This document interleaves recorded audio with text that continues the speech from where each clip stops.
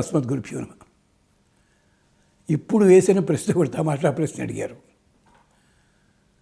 ఎవడూ చూడకుండా ఒకడు దొంగతనం చేస్తే వాడిని పట్టుకున్న పోలీసు అందరూ చూస్తుండగా చిత్త కొడతాడండి. అలాగే ఎవళ్ళు చూడకుండా ఎవరైనా మర్డర్ చేస్తే వాడి ఉరిశిక్ష పడితే ఎవడూ లేని చోట ఉరిశిక్ష వేస్తాడండి. అంటే పబ్లిక్ను జరిగితేనేమో ఏకాంతంగా శిక్ష వేస్తారా, ఏకాంతంలో తప్పు జరిగితే 10 మంది చూసి ఇది ఏమిటండి పద్ధతి బాబు? దీనికే నేరము శిక్ష అని చెప్పి ధర్మశాస్త్రంలో ఉంది. ఇది కూడా మహాభారతంలో ఉందండి. ఎక్కడో తెలుసండి, ద్రౌపదిని లాక్కొచ్చాడు కదా దుశ్శాసనుడు. భీముడు ఎక్కడ చంపాడండి? అందరూ చూస్తుండగా దుశ్శాసనుడి గుండెలు చీల్చి చంపాడు. మరి దుర్యోధనుడు తొడ తరచి ఇక్కడ కూర్చో అన్నాడు. మరి దుర్యోధను ఎక్కడ చంపాడండి? ఎవ్వళ్ళు లేని చోట చెరువు కట్ట దగ్గర చంపాడు. ఈ నేరము శిక్షకి మన భాషలో ఇండియన్ పీనల్ కోడ్కి ఇలాంటి వాటికి కూడా మహాభారతంలోనూ ఆధారాలున్నాయి, వేదంలోనూ ఆధారాలున్నాయి. ఏమిటంటే వేదంలో, ఋగ్వేదంలో ఓ మంత్రంలో చెప్తారు, ఒక తప్పు గనక బహిరంగంగా జరిగితే ఆ తప్పుకి శిక్ష ఎక్కడ అంటే ఏకాంతంలో విధించాలా శిక్ష. ఒక తప్పు గనక ఏకాంతంలో జరిగిందనుకోండి, వాడికి శిక్ష బహిరంగంగా వేయాలి. నేరము శిక్ష. అందుకనే చూడండి, ఎక్కడో అంతఃపురంలో ఉన్నటువంటి స్త్రీ ద్రౌపదీదేవి, ఈ దుశ్శాసనుడు వెళ్ళి ముందు ప్రాతికామిని పంపించాడు. వాడు మాట చెప్పొచ్చేసాడు, అయిపోయింది, వదిలేశాం.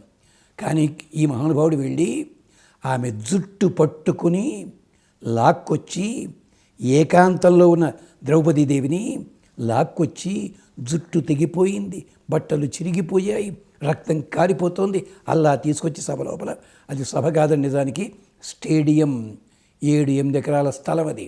మనం సినిమాల్లో సభ కింద చూపిస్తుంటారు, మళ్ళీ భారతంలో సారి ఆ సభాపర్వం చాడులో సారి దాంట్లోనూ అలాంటిది. అంటే ఇన్ని వందల మంది చూస్తుండగా అవమానం జరిగింది. ఏం చేత? నేరము 10 మందిలో జరిగింది. శిక్ష ఎక్కడ పడాలి? ఏకాంతంలో పడాలి. అందుకనే భీమసేనుడు ఎక్కడ చంపాడు?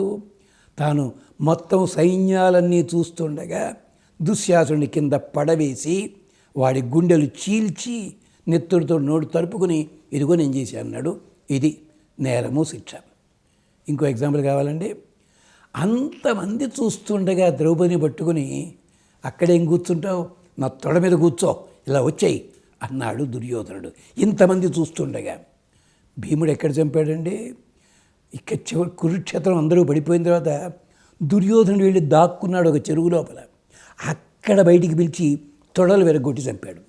ఇది అంటే నేరము శిక్ష అన్నది వేదం కూడా చెప్పింది. ఇలాంటిదే రామాయణంలో కూడా ఉందండి.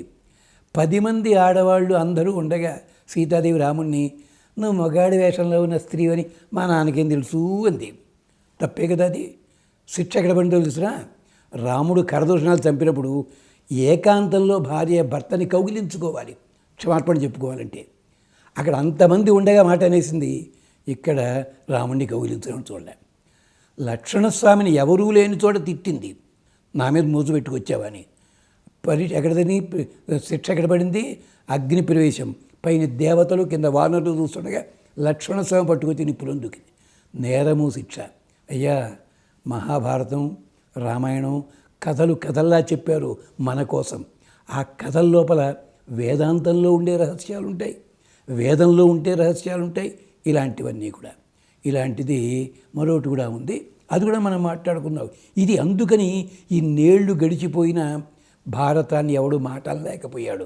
దాన్ని కూడా తిట్టేవాళ్ళు ఉన్నారు ఈ రోజుల్లో. వాడి పేరు మాత్రం దేవుడి పేరే ఉంటుంది పాపం. వాడు నాస్తికుట, నా బొంద, ఏం చెప్పాలి వాడికి? నమస్కారం.